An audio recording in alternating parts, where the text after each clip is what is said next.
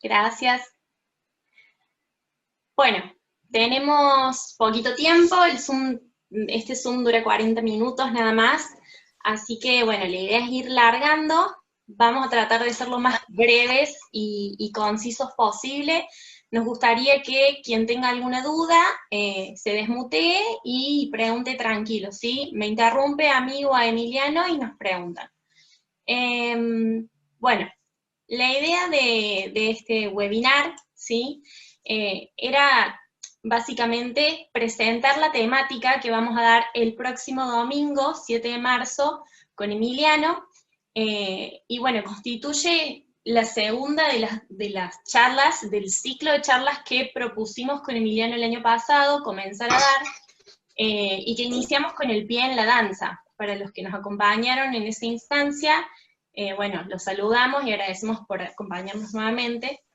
Y para los que no, les contamos que antes de esta capacitación de cadera, dimos otro que se trataba del pie en la danza, ¿sí? Y como dije recién, la idea es dar varias charlas, siempre miradas desde la kinesiología, desde la danza y desde las ciencias del entrenamiento y la educación física. Bueno, me presento rápidamente para quienes no me conocen. Yo soy Sofía, soy licenciada en Kinesiología y Fisioterapia. Soy bailarina, bailo desde los 5 años y soy profesora superior de varias disciplinas de danza, entre ellas clásico, jazz, flamenco, español. También soy profe de iniciación a la danza. Me formé, bueno, en realidad indagué mucho, uniendo mis dos pasiones que son la danza y la kinesiología. Investigué mucho sobre la flexibilidad, con grandes referentes en la temática, y bueno, también hice el instructorado en Progressive Ballet Technique, que me sirve mucho para trabajar con bailarinas y también con no bailarinas, gente que hace otras disciplinas artísticas como gimnasia, patín, y gente que también tiene problemas posturales, ¿sí? Dolores de columna. Me sirve muchísimo usar el método de Progressive Ballet. Bueno, la temática de hoy es la cadera en la danza. Me parece importante que nos planteemos cuál es el significado de la cadera para nosotros los bailarines y cuál es la importancia que tiene. La verdad es que a mí se me ocurrió ponerle aliada o enemiga, porque la verdad es que desde el lugar de bailarina sé que muchas veces entramos en conflicto con nuestra cadera porque no nos está dando lo que nosotros queremos que nos proporcione y terminamos odiándola o no la queremos, o por ahí la forzamos, la forcejeamos, la lastimamos, la sobrecargamos, y no nos damos cuenta de todo lo que la cadera nos está proporcionando en realidad, más allá de que por ahí no nos vemos en el espejo haciendo lo que quisiéramos ver. Pero realmente, así como nosotros nos vemos en el espejo, el público igual, el público mira nuestros pies, el público mira la altura de nuestras piernas, mira el equilibrio que sostenemos, mira la velocidad con la que hacemos un cambio de frente en algún salto, ¿sí? Y no sabe o no se da cuenta todo lo que está pasando por la cadera, todo lo que está sucediendo ahí para que el pie se pueda ver así, para que la pierna haga ese recorrido, ¿sí? Por el aire, para que llegue a esa altura. Pasan un montón de cosas en la cadera y lo importante es que aprendamos a conocer primero nuestra cadera y después a saber cómo trabajarla. Anatómicamente me gustaría como diferenciar dos estructuras. Una es la cadera propiamente dicha, la cadera se llama articulación coxofemoral porque está formada por dos huesos, ¿sí? Es la unión que existe entre dos huesos. Uno es el coxal, ¿sí? Que es este hueso más grande, y otro es el fémur, por eso coxofemoral. Bien, ahora, la cadera forma parte de un complejo que es un poco más grande, un complejo articular más completo, ¿sí? O más complejo, que es la pelvis, ¿sí? La pelvis ósea es un complejo articular, ¿sí? ¿Qué significa? Que está formada por varias articulaciones. La cadera es una de ellas, pero no es la única. Entonces, todas las articulaciones de esa pelvis ósea, de ese complejo articular, van a trabajar conjuntamente y y como funcione una articulación de esas va a repercutir sobre cómo funciona la otra, ¿sí? Bien, función y biomecánica, eso en cuanto a anatomía. En cuanto a función y biomecánica, debido a que la cadera está inserta en un complejo mucho mayor, la cadera cumple una función que va mucho más allá de un bonito andeors, ¿sí? No es lo único que queremos lograr con la cadera, ¿sí? Esta capacitación va mucho más allá de lo que es el andeors. También vamos a hablar de andeors, ¿sí? Porque es como el componente madre o el componente base para la danza, ¿sí? Sobre todo para la danza clásica y también para muchas otras danzas. Por ahí en las otras danzas se rompe un poco esa estructura del andeors, se permite romper esa estructura, pero existe y es la que nos permite ver líneas a veces en los cuerpos. Pero la cadera cumple una función que va más allá del andeors, es mucho más completo y más complejo. Bien, empezando por diferenciar la pelvis masculina de la pelvis femenina, ¿sí? La pelvis masculina es mucho más angosta, es una pelvis más estrecha, la de la mujer es más ancha, ¿sí? Y esa pequeña diferencia ya condiciona mucho cómo trabaja la cadera de uno y del otro, ¿sí? Después, otras diferencias que podemos encontrar entre la cadera de una persona y la cadera de otra persona es que, por ejemplo, hay unas personas que tienen la cabeza del fémur mucho más, no la cabeza del fémur, sino el cuello antes de la cabeza, fíjense acá. Ay, a ver si puedo poner el puntero. Ahí está. Esta es la cabeza del fémur. Esta que sostiene la cabeza del fémur es el cuello del fémur. Bueno, las personas que tienen el cuello femoral más largo tienen una cadera por lo general más móvil, y más aún si se acompaña de un acetábulo, que es el hueco del hueso coxal en donde se engancha la cabeza del fémur. Este es el acetábulo. Si ese acetábulo es profundo, es más profundo, también esa cadera va a tener mucho mayor movilidad que si tuviera un cuello más cortito y un acetábulo menos profundo, ¿sí?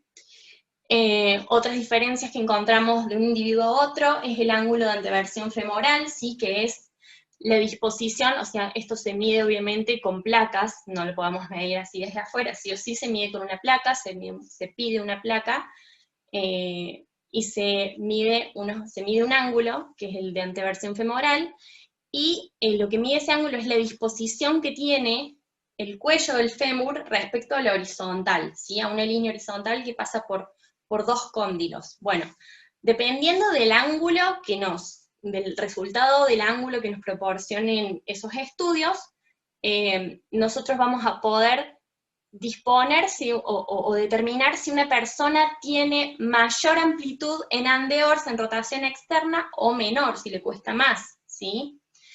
Y por último, diferencias patológicas, pero bueno, la verdad es que todos los individuos somos diferentes y a veces salirse de lo normal no llega a ser patológico, ¿sí? Por eso lo importante es aprender cómo somos y trabajar desde ahí y no autocategorizarme como tengo una cadera patológica, ¿sí? A veces algunas personas tenemos como un sobrehueso, o tenemos como la parte del hueso coxal o del hueso femoral un poco más, como, a ver cómo explico, como si tuviéramos la cabeza del fémur, pero acá sobre la cabeza del fémur hay un sobrehueso, entonces la cabeza del fémur termina siendo más grande.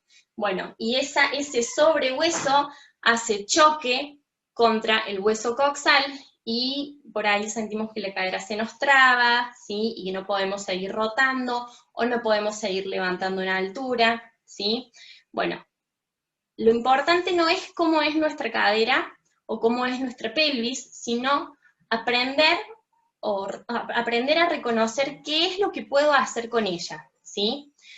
El objetivo de las propuestas metodológicas no es deformar a nivel estructural, ¿sí? Sino adaptar las estructuras, ¿sí?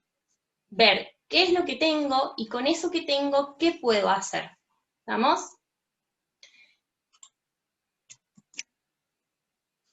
Bien, yo acá muestro un ejemplo de cómo se comienza, bueno, esto en realidad, lo que quiero mostrar de este ejercicio, tiene como un fundamento de trasfondo, y es que es importante, volvemos al otro diapo, es importante reconocer, ¿sí?, que existen estas dos estructuras, ¿sí?, que son la extremidad inferior y la pelvis, el fémur y la pelvis.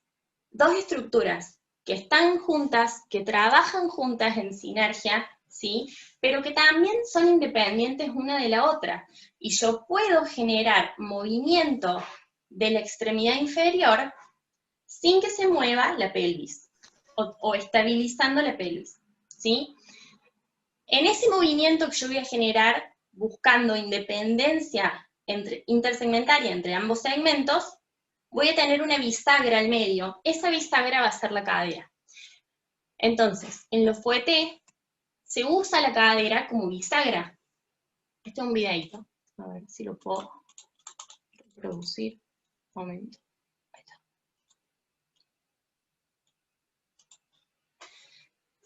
Yo hago un cambio adelante. A ver si puedo poner... Ay, no. Va de nuevo.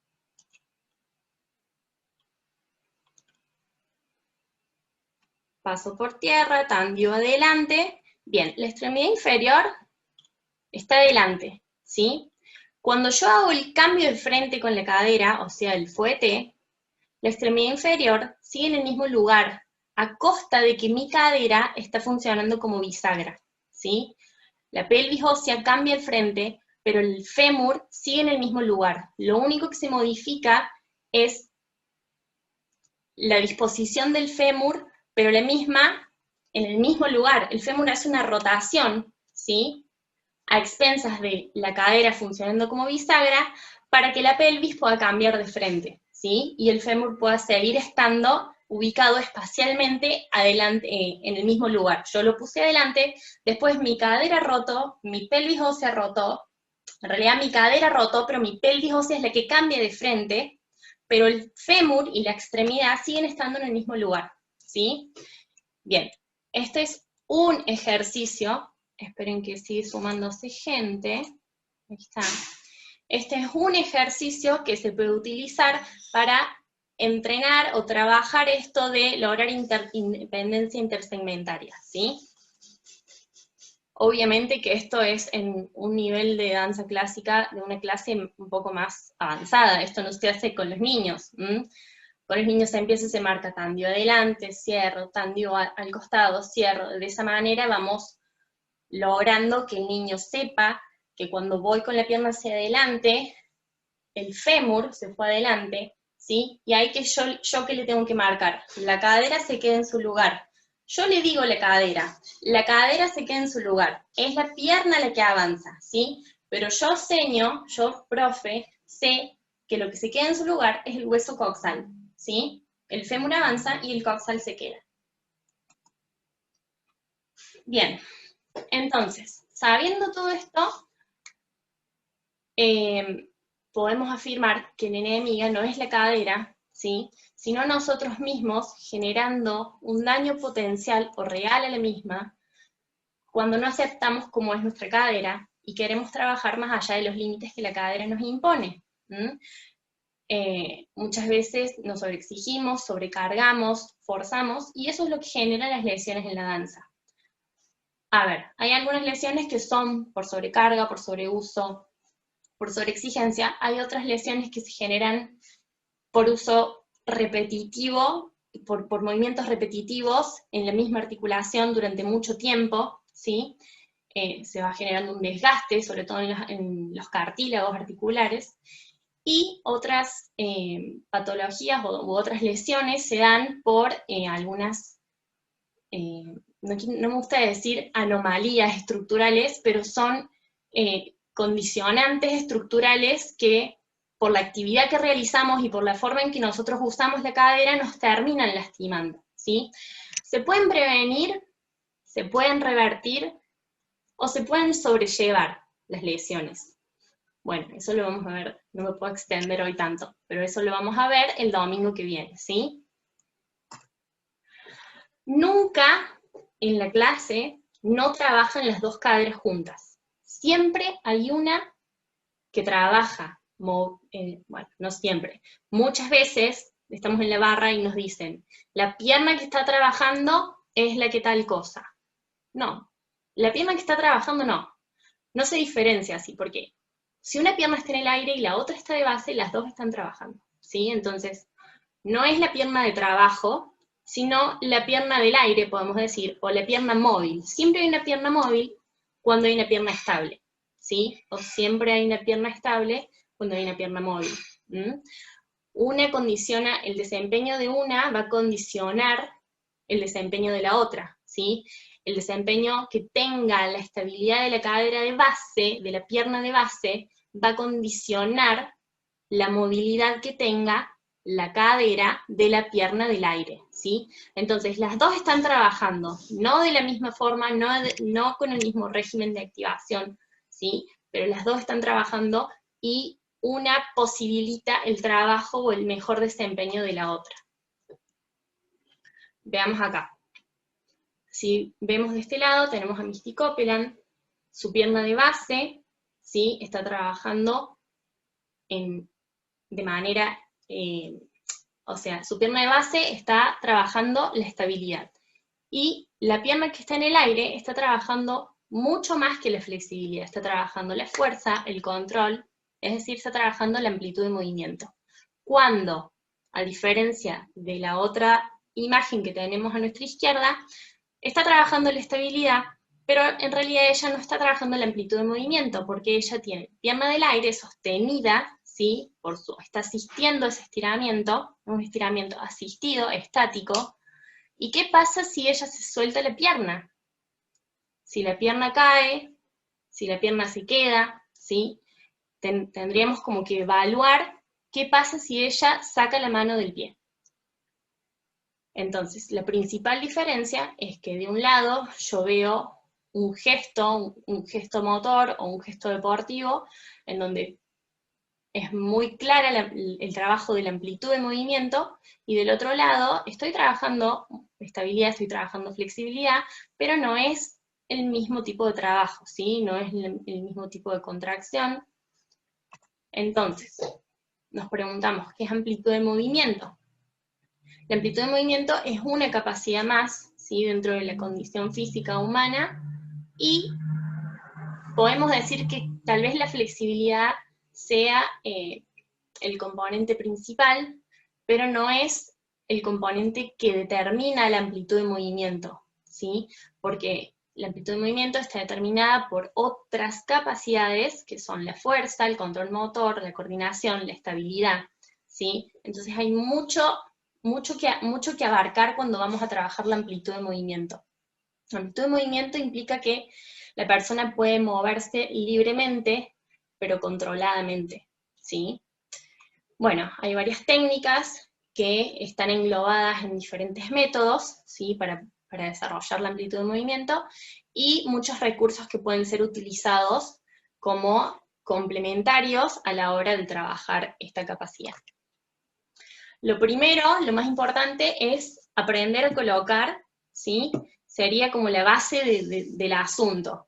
Saber colocar esto es cuando vamos a entrenar, cuando vamos a comenzar con alguna propuesta metodológica de entrenamiento o de trabajo de la amplitud de movimiento, lo primero que necesitamos que nuestro entrenado aprenda, o que nuestro alumno aprenda, es que aprender a colocar y alinear su cuerpo, ¿sí? Luego tendremos que de a poco, progresivamente, ir tratando de que la persona, es como que la persona no es que engañe, pero es como que saltee o evada o sortee los mecanismos reflejos propios que tiene el cuerpo, ¿sí? Son mecanismos reflejos de defensa que tiene el cuerpo ante una situación en la que se ve amenazado, ¿sí? Por eso el trabajo siempre es de a poquito, porque el cuerpo si no hace un espasmo de defensa y el trabajo termina siendo perjudicial. ¿Estamos? Después, o al mismo tiempo, en realidad no es después, todo este trabajo en realidad es bastante simultáneo, ¿sí? Las capacidades se van desarrollando de manera no cronológicamente, no escalonadamente, sino de manera bastante simultánea. Tenemos que ir desarrollándole fuerza, ¿sí? Otro videito. Emi, ya termino y te doy la palabra. ¿Sí? Fuerza de sostén de la pierna que voy a llevar al aire. Y, por último, trabajar sobre lo que es control motor y sobre la estabilidad, ¿sí? Trabajar sobre la estabilidad implica que yo puedo tener una pierna en libertad de movimiento y que al mismo tiempo estoy controlando ese movimiento, no me voy a caer, no voy a desarmar. Así que bueno, muy rápido pasé todo, pero ahora le voy a dar la palabra a Emi para que siga con la parte de estabilidad.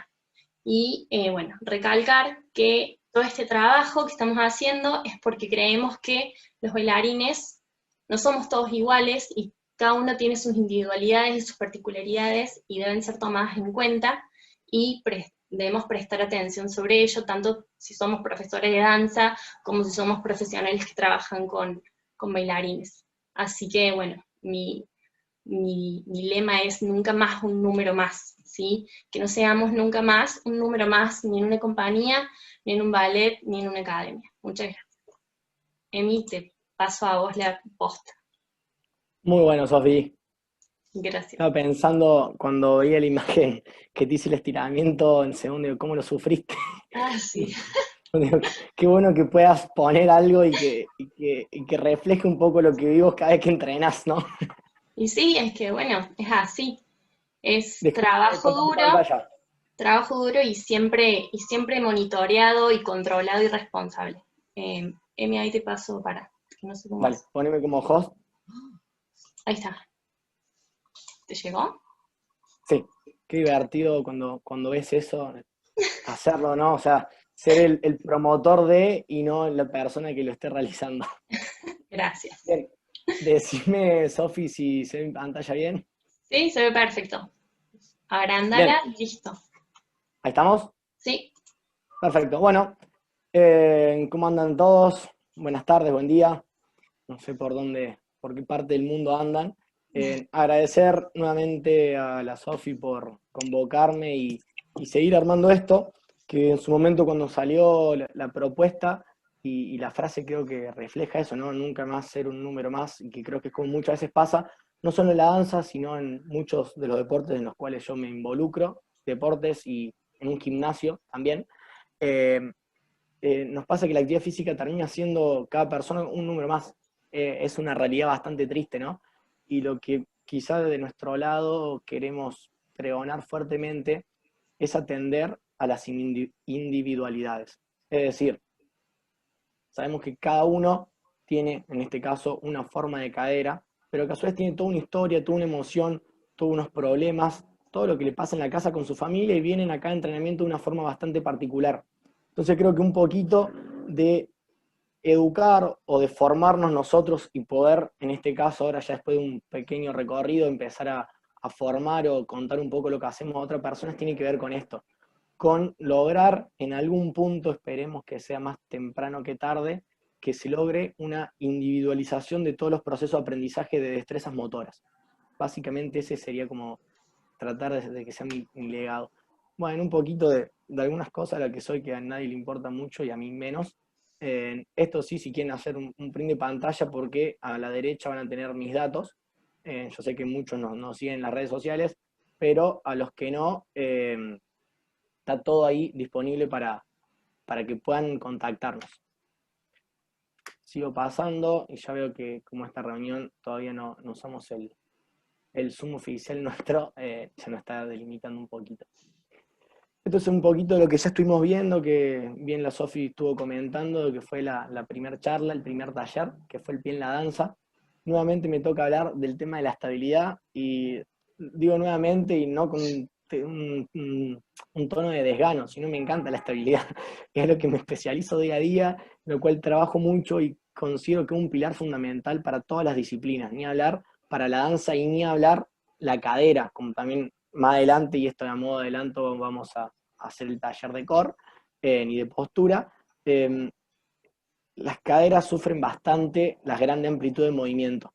Entonces, bueno, desde un primer momento tratamos de, en la charla del pie, de diferenciar lo que es estabilidad con equilibrio y propiocepción, y reivindicar la fuerza como una capacidad madre que no hay que tenerle miedo, ni porque soy mujer a entrenarla, ni porque entreno danza. Es decir, si yo quiero saltar más alto, como bailarina, como bailarín, necesito tener fuerza. Ante una misma peso corporal, si yo puedo aplicar más fuerza contra el suelo, voy a poder elevarme más, voy a poder tener más tiempo en el aire para poder realizar figuras.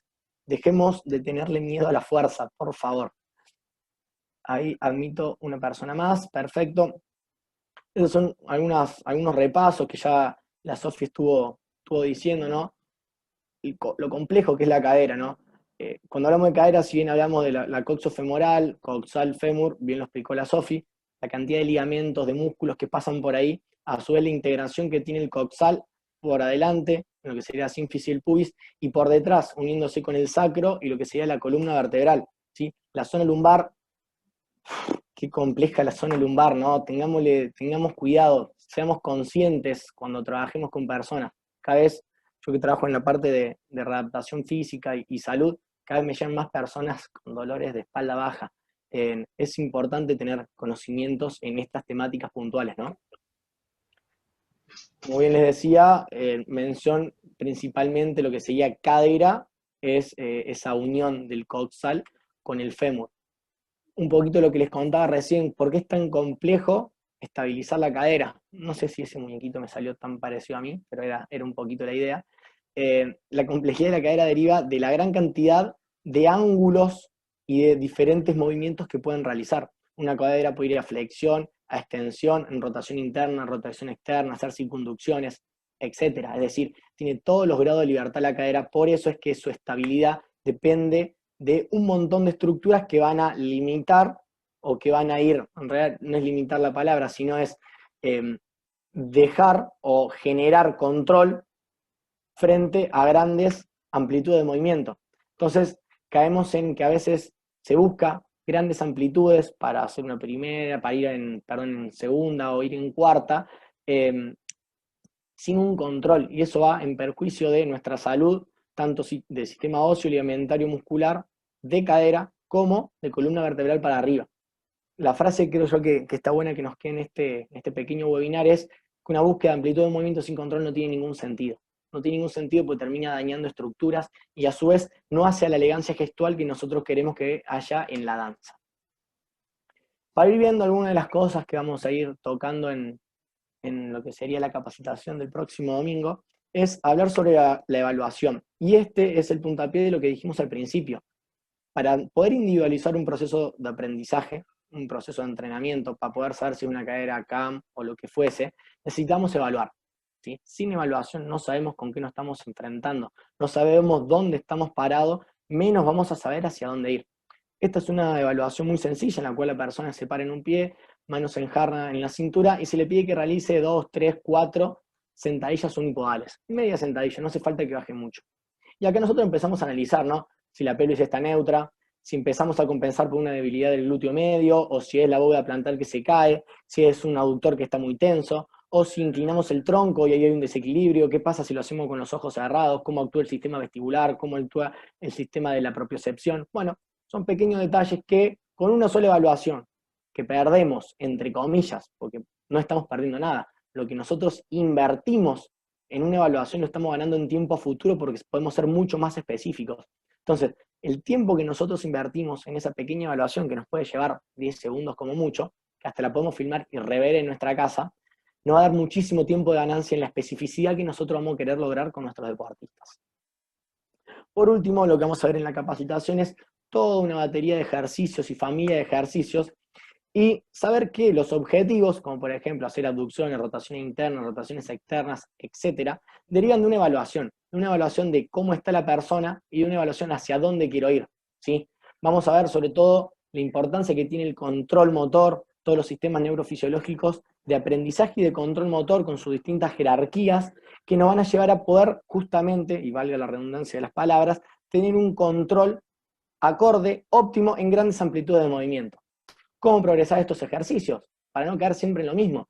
Si necesitamos o damos por sabido, porque evaluamos que necesitamos estabilizar la cadera, porque el glúteo medio lo tenemos amnésico, vamos a instalar y vamos a ver 2 o 3 ejercicios de glúteo medio. ¿Qué pasa si siempre le damos los mismos ejercicios? No se termina realizando una adaptación de ese cuerpo, de ese aprendizaje de la persona a los múltiples contextos que tiene la especificidad deportiva. No nos vamos a poder adaptar a perturbaciones. Es decir, no nos basta con hacer activar a un grupo muscular o un músculo como el glúteo medio, sino ponerlo en contexto y que se active en múltiples contextos y frente a múltiples perturbaciones que básicamente son las que van a ocurrir en el teatro, las que van a ocurrir mientras estamos ensayando, las que van a ocurrir mientras estamos practicando lo que nos gusta, que en este caso es la danza, ¿sí? Entonces, y volviendo y siendo bastante conceptual en el mensaje, sería que no nos basta con activar muscularmente la estructura que no se está activando, sino que esa estructura se active siempre frente a las diversidades de contexto que se nos pueden presentar, en la vida deportiva, en la vida cotidiana, en la vida laboral. Ese sería el pantallazo de un poquito de lo que vamos a ver y de lo que le queremos contar, ¿sí? Reiteramos en la invitación a la capacitación del día del día domingo que viene, domingo 7 de marzo, que va a alargar a las 8 de la mañana. Antes de eso, obviamente, y sin irnos de tema, en estos minutitos que quedan, a mí me encanta la parte práctica, me gusta mostrar lo que yo hago para generar ideas, no para que me copien. Yo creo que soy la persona que menos tienen que copiar en el mundo, no me gusta, por un tema de que no me gusta que alguien sea como yo, sino que sea mejor que yo. Yo incito a que las personas que yo entreno o que yo educo sean mejores que yo. Entonces, la idea es mostrar pequeñas formas de cómo trabajo y en base a eso dejar la capacidad y la creatividad libre para que cada uno empiece a crear sus propias metodologías. Denme 2 segunditos. Y acá vamos a entrar a algunas carpetas, ¿no? Estas son familias de ejercicio, lo llamo yo, de cómo podemos ir ajustando determinadas estructuras, por ejemplo acá, a través de aducciones, ¿sí? Con banda vemos a la Sofi cómo de a poquito va activando ese glúteo medio. Sofi, confirmame si se está viendo. Sí, Emi, se ve. Buenísimo, bueno. Ahí llegamos a cosas más complejas. ¿Por qué más complejo? Porque nos estamos parando sobre la estabilización de una pierna para poder liberar a la movilidad de la otra, ¿sí? Vamos a ir a algunas carpetitas un poquito más interesantes. Por ejemplo, esto está mal acá, pero no importa. Vamos a mostrar algunos puentes laterales, ¿sí? Sirve de base para empezar a estabilizar el glúteo medio.